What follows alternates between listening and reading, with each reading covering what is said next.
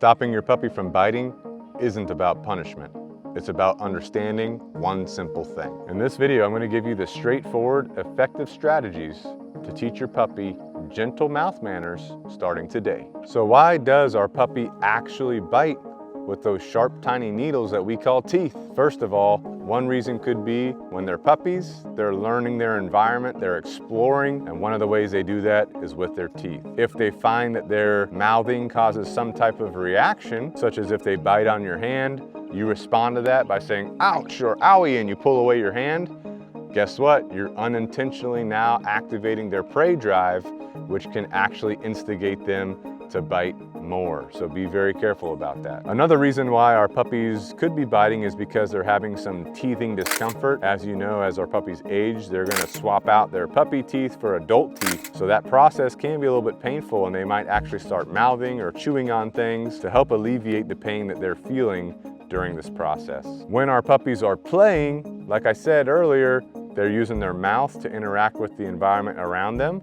So when they're playing, they might be biting on things or mouthing on things. And if they don't know how to play, they don't know the proper rules of play, or they don't know exactly how to play, they might start using their mouth more and more and more until we teach them not to do that. So we got to be careful because we don't want them to make a habit out of biting things they shouldn't be biting. Another reason why our puppies might be biting is because they're too excited and they don't know what to do when they're that excited. So they might get aroused or excited, think about someone coming into the house. Our puppy runs to greet them. Our puppy doesn't know what to do when they get to them. So they start mouthing on their hands, biting their hands. Then the person's saying, ouch, owie, pulling their hands away. So now we're instigating prey drive, but it started with the overexcitement, so that's something we need to address as well. So now we know why our puppy is biting. Coming up, I'm going to teach you the single most important thing that most people are overlooking when it comes to addressing that biting behavior.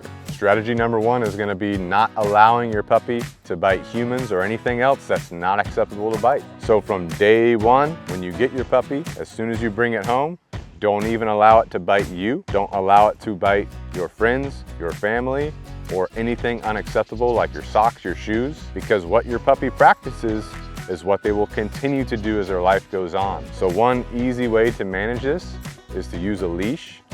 Keep a leash on your puppy around your house. Use that to manage them and what they're doing, where they're able to go. Always provide supervision for your puppy. And if they happen to try to bite onto something that's not acceptable, whether that's you or a shoe or a sock or whatever, redirect them onto a toy, all right? Redirect them onto something that is acceptable to bite. Strategy number two, like we just mentioned, we want to redirect our puppy onto something that is acceptable to bite. So anytime we catch them not doing that, we redirect them onto something that's acceptable to bite. Or you could also anticipate, okay, I feel like they're in a biting mood or a chewy mood, so let me go ahead and get them onto something that is acceptable to bite. So in order to make this happen, number one, you want to have some acceptable chew items around that are easily accessible. I really like the Monster Canine dog toys. They have a chew ring and a chew stick. These are great things to have around for puppies that are chewing, especially during their teething phase and those hard chewers, because they're not going to be able to rip these toys up, but they're great to chew on. They're made of a nice rubber, so we can get that pressure that they need to help satisfy that teething process. So that's a great thing to have around. Other things could be Kong toys, Go Nuts, things like this, right? But you want to make sure that these things are easily accessible so that when you find your puppy in a chewing state, or you feel like they're about to start chewing, or maybe they've already tried to chew something that's not acceptable like your shoe, you can easily redirect them onto one of these things. The other thing you want to do is make these toys exciting. So sometimes play a little bit of tug with your puppy. Sometimes, make a little game out of chasing the toy. These can help make these toys more exciting. We want the toys to be exciting, and the unacceptable chew items, we want those to be boring. So keep that in mind too. By understanding and using these first strategies, you're well on your way to having a peaceful puppy. But what if your puppy is just relentless? Strategy number three, make sure you pay attention to this one. We want to teach our puppy what to do when they're aroused, and also this will help us prevent biting. So when our puppy gets excited, when our puppy gets aroused, like we already talked about, they're wanting to kind of interact with their environment around them. they're gonna use their mouth for that. So we gotta teach them what to do in these states of arousal or excitement. So one thing we can do to prepare our puppies for exciting or arousing situations is go ahead and make sure that their energy is balanced each day. We call this fulfilling their instinctual needs. So that means providing mental exercise and physical exercise every single day.